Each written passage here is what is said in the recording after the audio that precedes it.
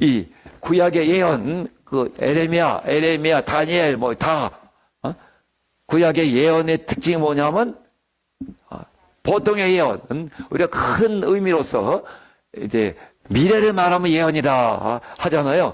보통의 예언과는 완전히 다릅니다. 보통의 예언은 가능한 한 구체적으로 언제 어디에서 무슨 일이 일어날 것이다. 이거를 누가 잘 알아맞추느냐 거기에 초점을 맞추는데 우리 예언은 성경의 예언은 정반대입니다. 모호합니다. 모호한 것이 특징이에요. 모호하고 애매모호합니다. 애매모호. 따라서 해보세요. 애매모호. 얼마나 애매모호한지 모른단 말이죠. 이게 진짜 예언의 특징이에요. 그냥 세상적인 예언은 아주 점에 가깝습니다. 알아맞추기니까.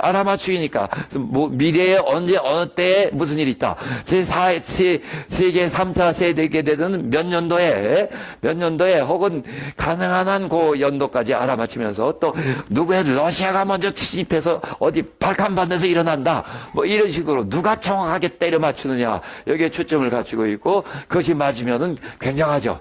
예? 그래서 2016년도죠. 힐러리가 다 당선된다 그러더니 트럼프가 됐어요. 근데 이제 메시아닉 쪽 어떤 사이트에서 7, 8시간을 하루에 기도한대요. 나라를 위해서. 굉장하죠. 좀 들어봤는데 그때 다 다른 예언자 그룹이니 다른 언론인이 다 힐러리가 된다 했지만은 그러나 우리만은 트럼프가 된다고 알아맞혔다는 거죠. 그게 예언에 자기들이 잘 맞췄다. 그러면 세상 점과 뭐가 다르냔 말이죠. 또 초능력자들도 얼마든지 알아맞추는 경향이 있죠. 성경은 전혀 반대입니다. 전혀 반대. 애매모호한 것이 성경 예언의 특징이에요. 아멘. 어떻게 해요? 애매모호 해보세요. 애매모호.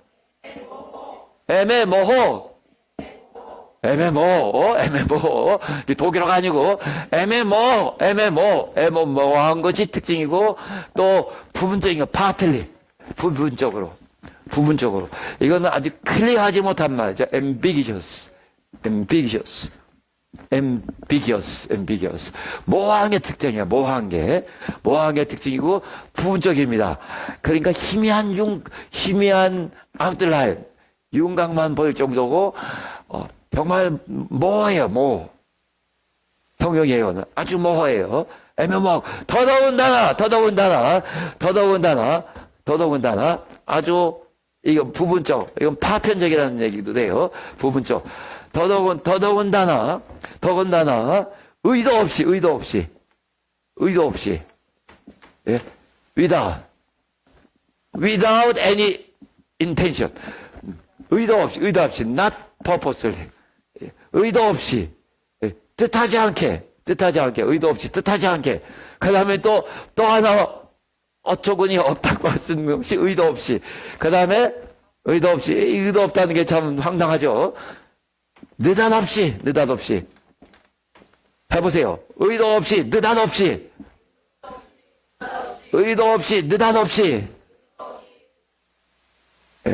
애매모호하게 부분적으로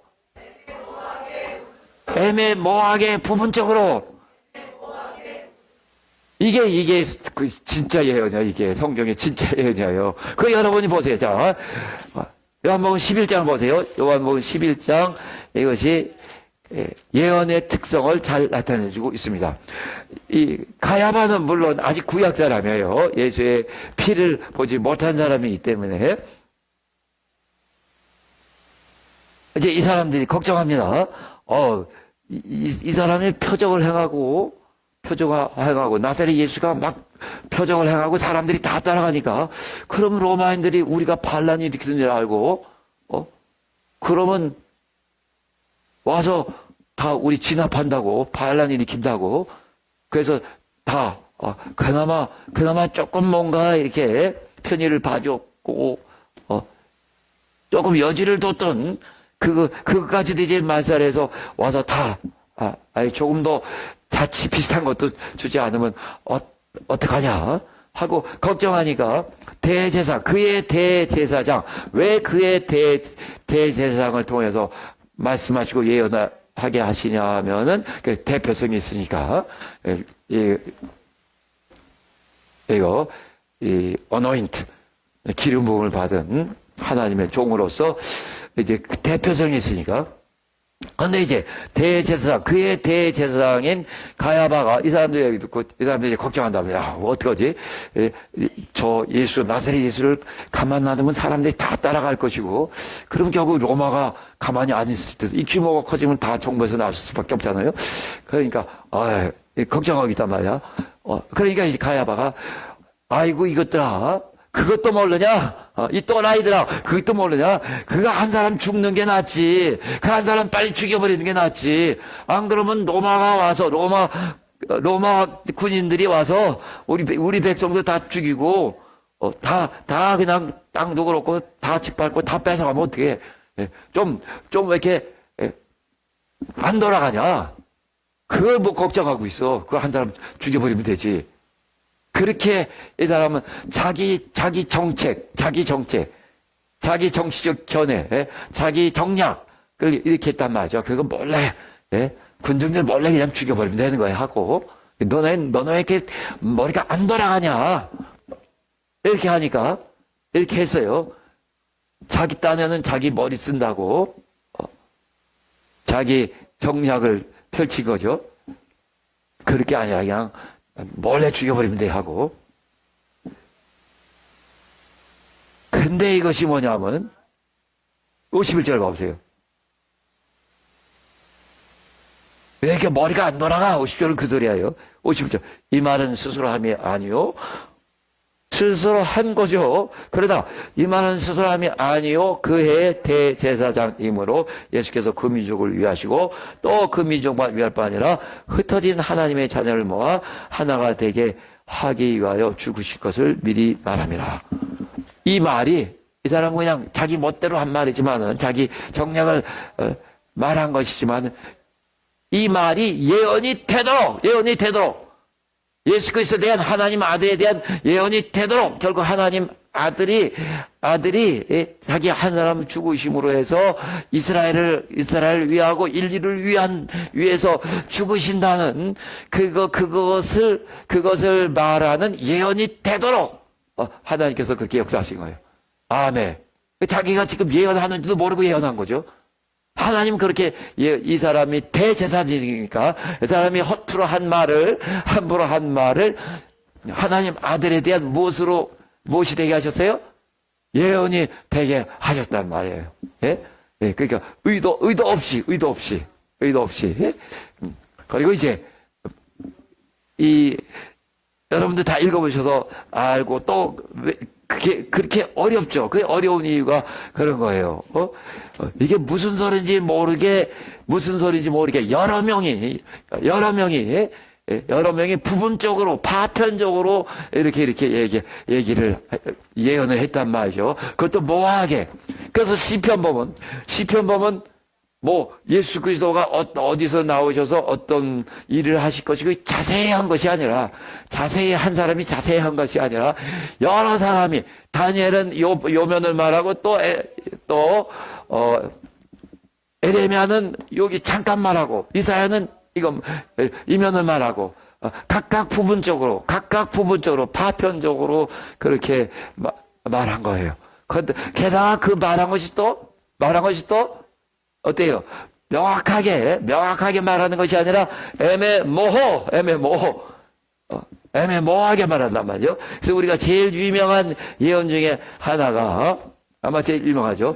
보라 처녀가 잉태하여 아들을 낳으리니 그 이름을 임마누엘 하리라.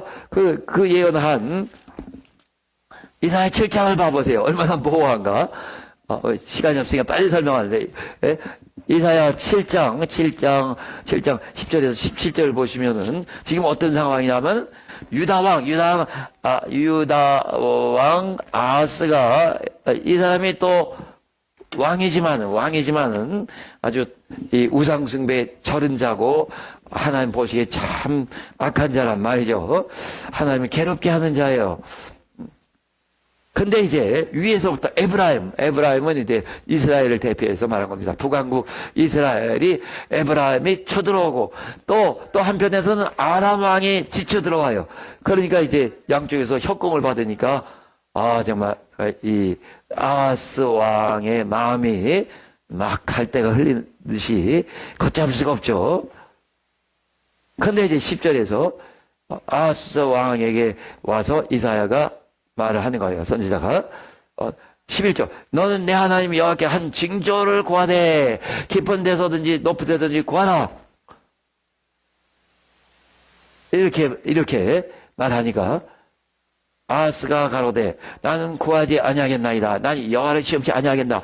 이 왕이 그렇게 우상 숭배하고 하나님을 괴롭힌 왕인데 올해 징조를 구하라. 징조를 하나님께서 구해 주실 테니까 징조를 구하라 하니까 표징을 구하라 하니까 오히려 뺀단 말이죠. 그러니까 이사야가 가로되 다윗의 집이여 청컨대 들을지어다 너희가 사람을 괴롭게 하고 그것을 작은 일로 여기서 또 나의 하나님이 괴로우시게 하려느냐 한 것처럼 지금 어떤 그런 정치적 상황이 있죠. 역사적인 정황이 있어요. 지금 두 나라가 협공해서 쳐들어오고 이 아하스 왕은 사실은 마음을 잡지를 못하고 굉장히 흔들리는 때거든요. 근데 이제 하나님께서 구해 주신다고 징조를 구하라 하는데 이 사람이 또 뒤로 빼요 또. 그런 거 안 주셔도 된다고. 14절 봐보세요. 그러므로 주께서 친히 징조로 너에게 주실 것이라. 여기까지는 됐죠? 주께서 친히 징조로 주실 것이라. 징조를 보여주실 거란 말이죠. 네가 자꾸 빼니까. 보라 처녀가 잉태해 아들 낳을 것이요 그 이름을 임마누엘이라 하리라. 지금 이스라엘의 역사적 상황, 정치적 상황, 지금 적국이 쳐들어오는 그런 위기 상황에서 지금 선지자가 왕과 여러 가지를 얘기하는 거란 말이죠. 왕과 이야기를 하면서 이스라엘의 운명에 대해서도 얘기하고 막 얘기하는 거예요. 그리고 지금은 이제 너가 그거 구하라 하나님이 구하라 하시는데 왜 징조도 구하지 않느냐 하고 좀 질책하는 거죠. 질타성이 있는 겁니다. 왕을 선지자가 이제 왕에 대해서 어느 정도 질책성의 말을 하는 거예요. 현 상황에서 이런저런 얘기를 하면서 그런데 느닷없이 보라 처녀가 잉태해 아들을 낳을 것이요 그 이름을 임마누엘이라 하리라. 갑자기 이스라엘 얘기하다가 또 그런 이스라엘이 놓여 있는 여러 가지 정치적 역사적 상황을 이야기하다가 위기 상황을 이야기하다가 갑자기 파편적으로 느닷없이 그냥 이 메시아에 대한 예언이 나오는 거거든요. 이게 아주 전형적인 성경 예언입니다. 느닷없이 의도 없이 지금 선지자가 내가 무슨 700년 이후에 있을 몇백 년 수백 년 후에 있을 그런 메시아에 대한 예언을 해야 되겠다 하고 그렇게 해서 얘기하는 것이 아니라 하나님의 말씀을 받아서 이렇게 저렇게 전하다가 현 시국 현 상황에 대해서 이렇게 말하고 왕이 또 빼고 하니까 이렇게 직책도 가다가 하면서 자기는 머리에 갑자기 터져 나오는 거예요. 예?